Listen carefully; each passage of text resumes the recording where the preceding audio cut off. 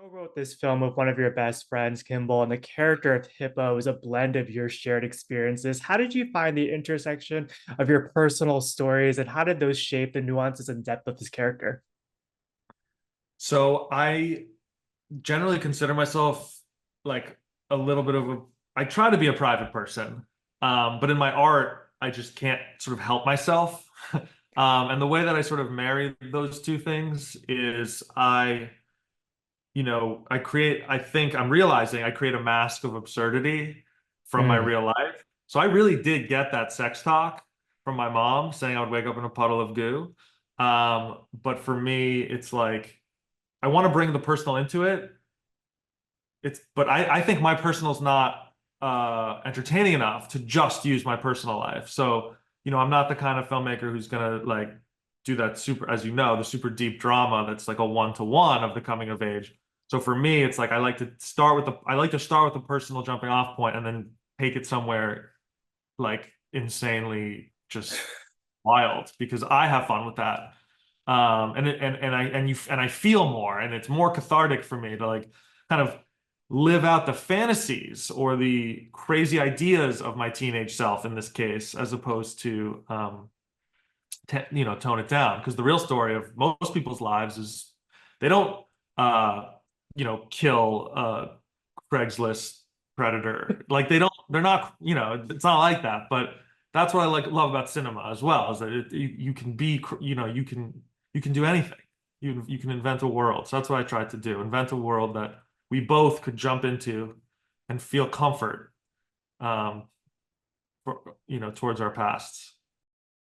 You definitely accomplished that. There's no film like this. And it was such a brilliant decision to shoot this in black and white because it really lends itself to the coming of age themes that you wanted to tackle in the film. Also, but it also creates that really intimate portrayal of this nuclear family. How early on in the process did you know that you wanted to shoot in this style?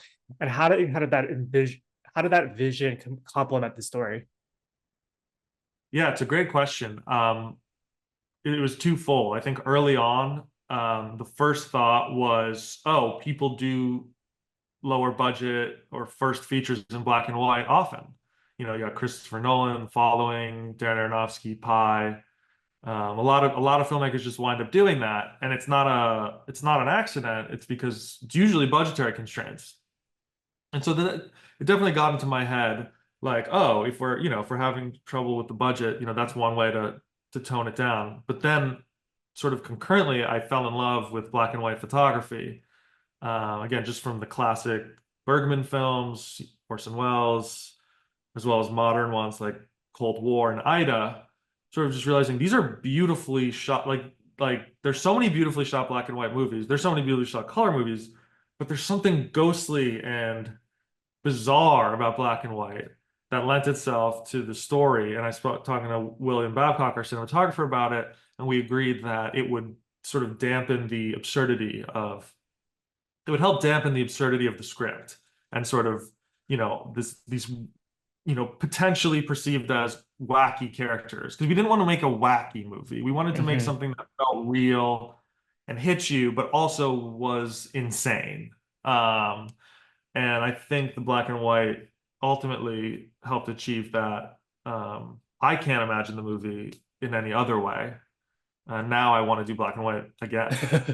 Yeah, that's actually a perfect segment of this next question. But it's totally like you were saying, there's such an interesting contrast where the situation feels very real for these characters, yet audiences find the humor and kind of that absurdity. How did you manage to strike that balance so seamlessly, playing almost kind of this fantasy realm while keeping it grounded in reality? And as a director and co-writer, how do you create this space for your ensemble to play in those spaces?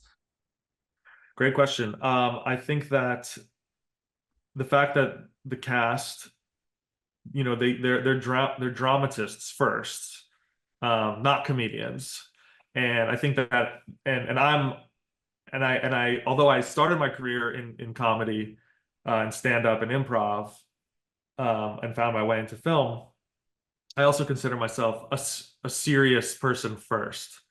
And so for me, it's like I like to use comedy not as the goal of any scene, but sort of as a guiding hand to gain insight into characters. So for me, there's always a reason for it. And so starting from that point, you know, that means you're putting story first, you're putting performance first, and then the comedy, yeah, is just this sort of like added bonus when everything else is clicking and everyone's buying in. Again, to the credit of the actors, they're buying into their characters. Lila really feels like her brother's mentally ill.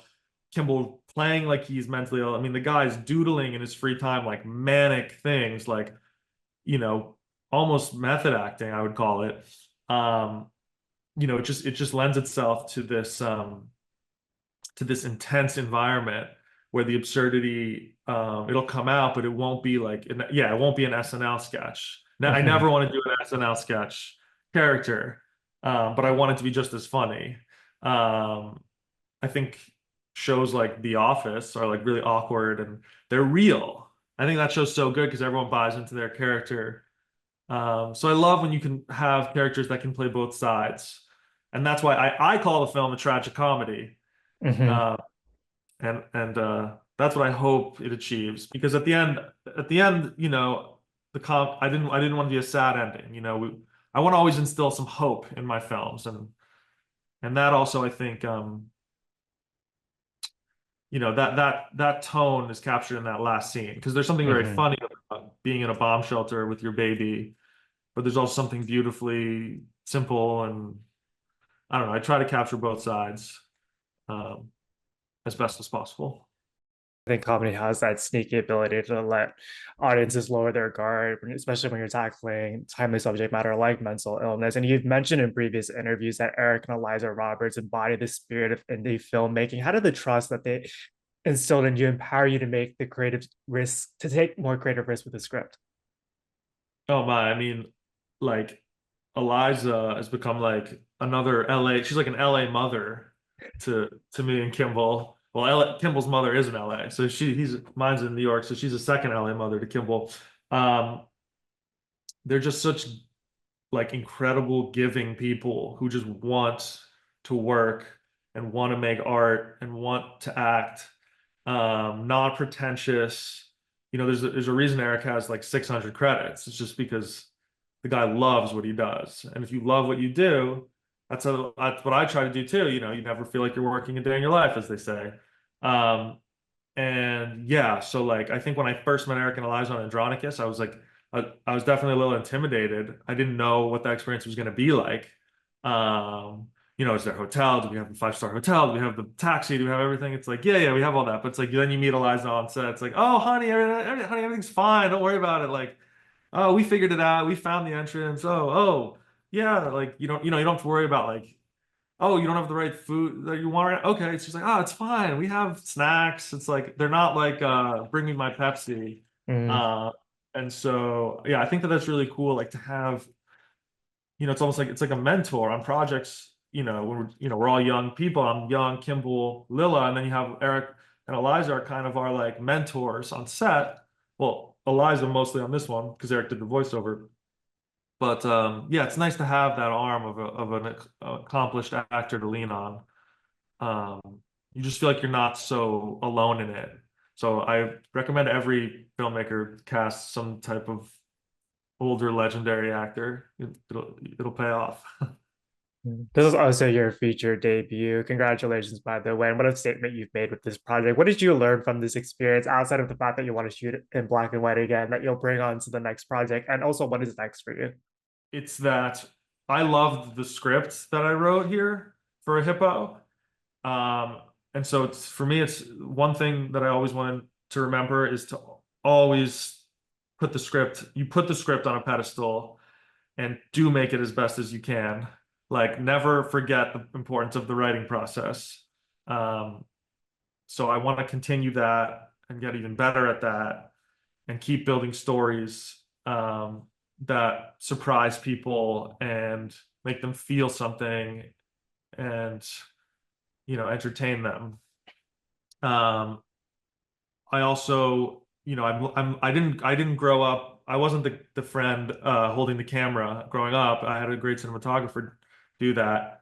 Sorry, I had a friend growing up do that, and then I have a great cinematographer teach me more about that here, Will Babcock. And so for me, I'm continuously, because I came at all of this as a writer first, so I'm continuously developing my visual language as Mm, well.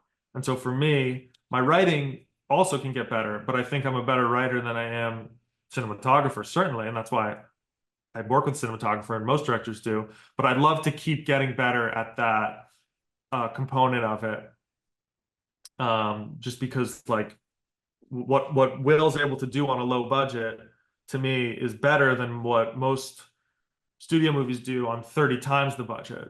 And I'm just like, so I like to remind myself, yes, movies are to tell a story, entertain, but they're also to offer a visual experience because mhm, it's a movie. It's not a podcast, it's not a book. And so that's something I always want to keep in mind. Like if we're not challenging the audience visually, or myself visually, then we're also not doing the full job. And Hippo did challenge me, and I want to keep doing that. Every movie challenge visually.